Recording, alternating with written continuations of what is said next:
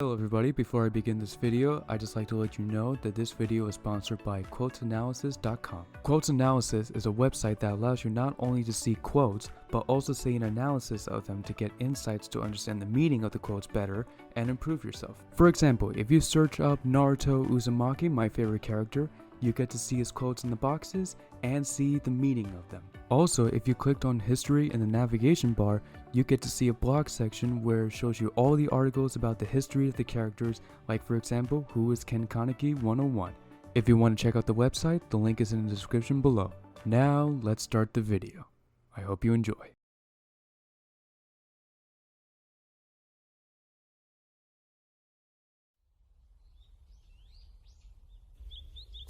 Shikamaru, what did Asuma-sensei ask you to do? Their child will be my student. Huh? I'm being serious. He entrusted me with that.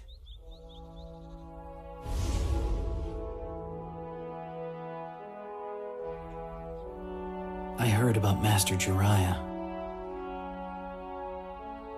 Having lost my teacher just like you, I understand exactly what you're going through right now.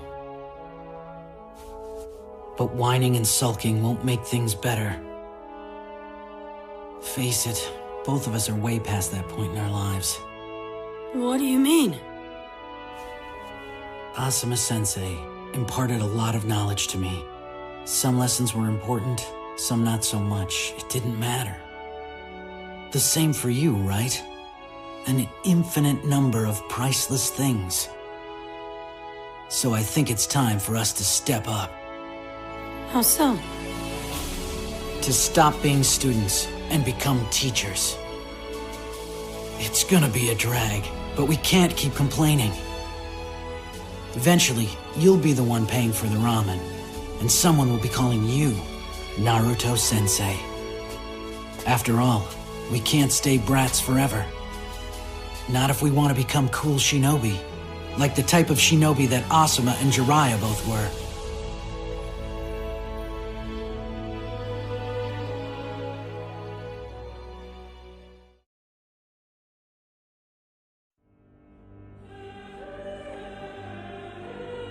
You don't get it. Trust is the same thing as reliance. It's a fault of cowards. I have no need for such weakness. I have many subordinates, many who've pledged themselves to me, but I've never asked for any of their trust. I've asked for their allegiance, but faith is another matter altogether. In fact, I always told them to never trust anyone, including myself.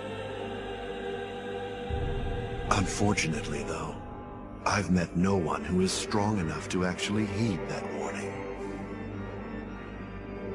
All creatures need to obey. No one can survive without trusting someone they feel is better, more worthy than themselves. To avoid that responsibility, those who are worthy look even higher, searching for more superior beings. And those superiors do the same, looking for even stronger individuals they can believe in. That is how all kings are created. It is also how gods are born.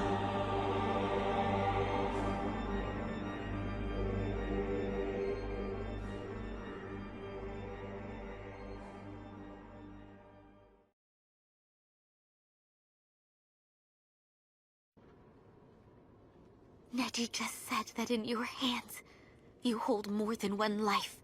Do you understand what he meant? Do you? I'll never let my comrades die. Those words and the conviction behind them are not lies. For he stored them in his heart and lived them out till the end. Neji really did.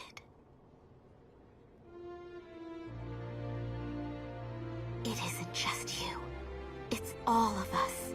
We all hold those words and feelings in our hearts. They're what bind our lives together.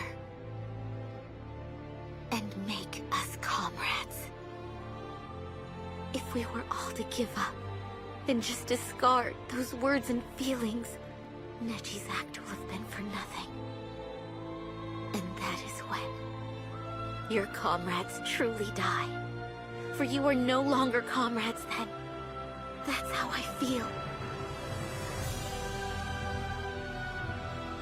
So please, stand up together with me, Naruto. Because never going back on one's word, that is also my ninja way.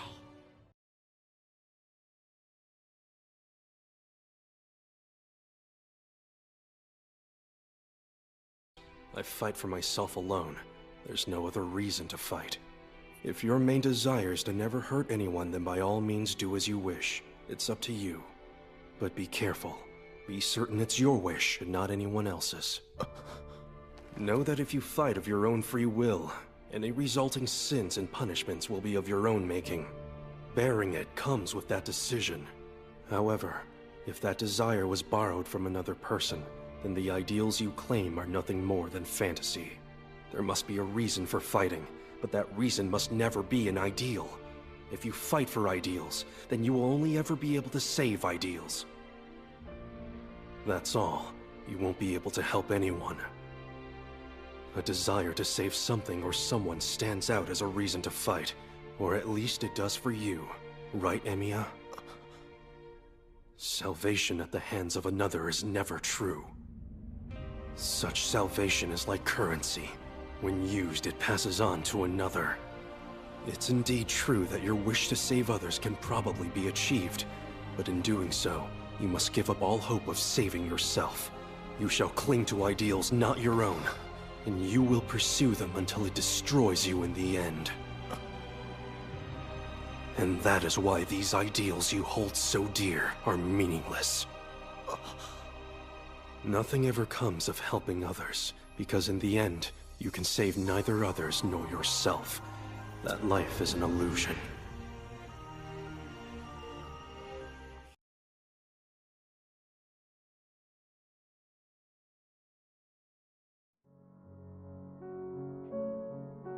The truth is, the more precious someone is to us, the harder it is for us to accept that they might die. Sometimes you actually convince yourself there's no way they could die. This naivete can't be helped. Especially with a generation like yours. A generation that does not know war. You might try to find meaning in war, but all there is loss and unbearable pain. War inflicts death, injury, and pain on everyone. Oh, that senseless death. It unleashes a cycle of violence and hatred that never ends. War creates only more war.